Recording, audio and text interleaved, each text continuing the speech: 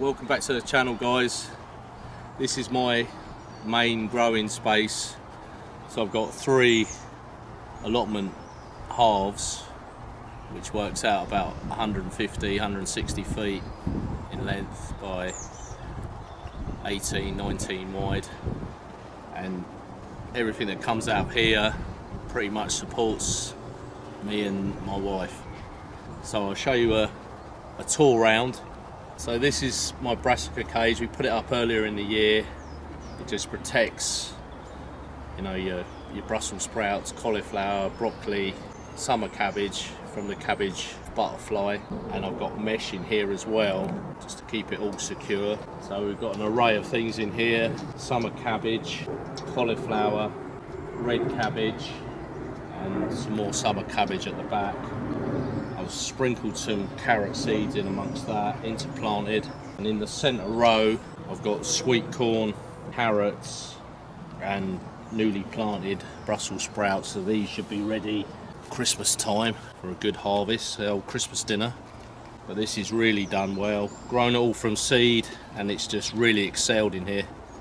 So this is my greenhouse. All my hot loving plants go in here. I've got some chili peppers, red bell peppers, and 3 different varieties of melon. So I'll be interested to see how this goes.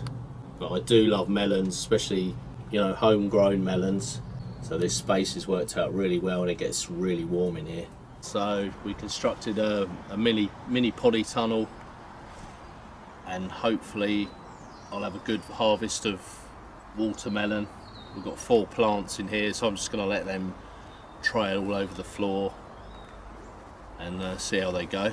Front of the greenhouse, I've got 3 courgette plants. I find 2 to 3 courgette plants enough for us because they're so prolific. On this plot and at my home garden, I do minimum disturbance of the soil.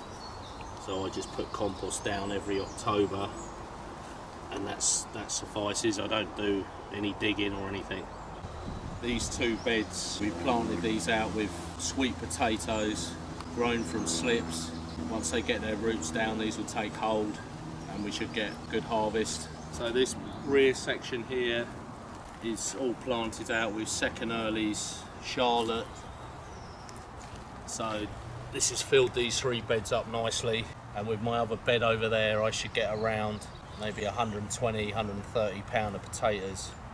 You roughly get, if your soil's good and you look after them, you roughly get around 2 kilos per potato. So we'll see how these go, but I love growing potatoes. I think they're an amazing crop. We're at the rear, got chives, horseradish, and I'm introducing a grapevine up the back there. I've always wanted to grow grains, so I sprinkled these down. This is winter wheat, planted in October, and it's really prolific, so I'll have some lovely berries on there. I've interplanted in between the garlic some parsnips and swede, so when these garlics come out, the swede and parsnips will take over. So it's a good way to maximise a bed. So I've got 1 row of beetroot. I planted a lot of beetroot last year, so we're pretty much inundated with it. So just a small cropping of this year will be enough for us. More spare cabbages that I put outside. I'm kind of testing the difference between inside the brassica cage and outside to see the difference, and obviously you can. It's been attacked a lot more, and it's not as much prolific growth. Behind the cabbage I have some more swede, so all ready for the autumn harvest. So these are my field beans. They're just starting to come into flower. They've been attacked by black fly quite badly, but I'm not going to spray them. I don't use any chemicals, but I'm waiting for the ladybirds, and the ladybirds have finally come. So once they lay their larvae and start eating all this black fly, these should pick up. I kind of like letting nature do its thing rather than using chemicals, because if you use chemicals you kill all the predators as well as the prey. Struggling with my parsnips this year. It just shows you with gardening you can't always get everything down, you can't be 100%. So you're gonna have to just keep trying to persevere. So the third sowing of parsnips, and they're all starting to come through, so well chuffed about that.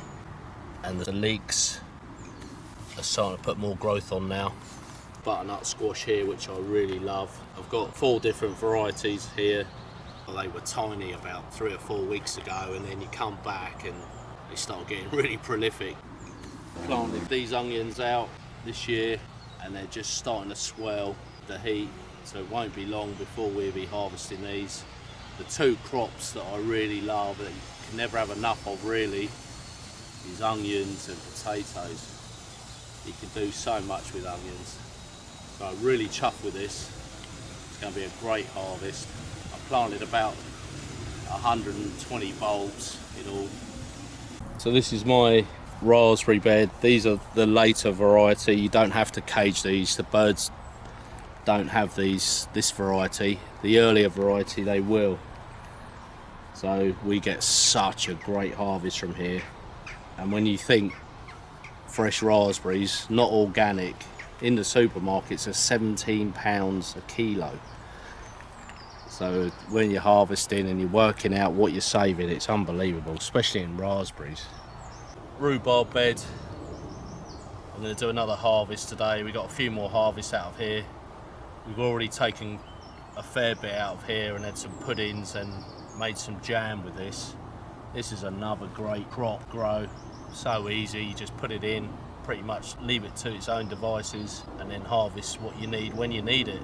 Years ago, probably when I was around 47, I always wanted to go kind of this way in my life, and one of the things I really wanted to have of my own was my own strawberry bed. And here we are, planted it out last year, and it's just fantastic. These are little gems when you come here and pick these. Then the flavour is something else. If you're going to grow something in your small garden in a pot or something, grow strawberries because they're beautiful. So this is where my broccoli and Brussels sprouts live. Tend to keep everything, all the brassica varieties, caged. So this mesh cage is really fine, not a lot gets in here, but you can just see the broccoli heads forming. So this bed, like the one at home, I've been kind of crafty, trying to cram as much in as I possibly can in a small space. I like this kind of growing. It's quite interesting to see how much food you can get out of a small area. So I'm using the vertical space for the peas, and then in the middle I've got red onions, swede and leeks, and then all these nasturtiums have self-seeded and they keep the black fly off really. I need to plant some near my field beans. So this is my main crop potato bed. Hopefully these will be really prolific, we get a good harvest off there. Or my second earlies that you see earlier, and the main crop, you know, I'm really hoping we'll be self-sufficient in potatoes. It's hard working out what 2 people eat over a year, and that's where you've got to be smart with your gardening, and then allowing certain crops to go to seed or to use the bulb to create another harvest for the following year, such as garlic, keeping the bulbs back, keeping potatoes back so they chit, so you can just continuously be more and more self-sufficient. So this is the Polytunnel area. I've got more onions in here. I've interplanted cucumbers and carrots, tomatoes, and I've sprinkled a couple of melons in with it, so when the onions are harvested, everything else is going to have room to grow. This side I've got a few more tomatoes because we love making sauces, and another sprinkle of garlic. I kind of had the garlic as an experiment, some in the polytunnel and some outside. More lettuce in here. This is kind of grown for my chickens at home, so I tend to harvest this. I don't cut and come again kind of approach, picking leaves off. I tend to take the whole lettuce. I've got a few more spare tomatoes. I hate throwing plants away, so if I can find a space I'll put them in. And here another spare ground cherry tomato, which I'm excited about. I thought I'd put it in here, see how well it does in here compared to growing at home in my sheltered space. But so far they're pretty much the same, so can't wait to harvest these in late summer, early autumn. A butternut squash in here as well. So I'm trying to maximise as much space as I possibly can and get as much food as we can. I just love being self-sufficient in food. And then sprinkled some carrots about 6 weeks ago in there, and boom, it's really taken off. So at the rear allotment, in amongst the orchard, I have these containers, and I put my comfrey, which I didn't show you, I'll show you another time. I cut that off, and all the other green waste goes into these 2 big containers. And this is my liquid feed, self-sufficient in liquid feed. So I'll feed this to my tomatoes and my squashes for loads of nutrients. So this is the orchard area, and this gives us enough apples. We've got cookers, eating apples, and more eating apples there. It just gives us enough fruit. What with the fruit at home, we're inundated with it. It's lovely, really nice. And then any spare we freeze. But last year we had an amazing abundance of fruit, and the squirrels come down and took part of it. You've always got to grow enough for yourselves and the critters. So as you see at home, I've grown some Jerusalem artichokes. Like I said, you buy once and harvest forever. This was a spare harvest I had left over, and I threw them in the ground, and they've been so prolific here as well. So even more Jerusalem artichokes. So thanks for joining me on the tour, and hope you enjoyed it. Any questions, just leave it in the comments. I've talked so much, I've got a dry mouth, so I'm having a nice cup of tea in my little tea hut. So see you again, guys. Cheers.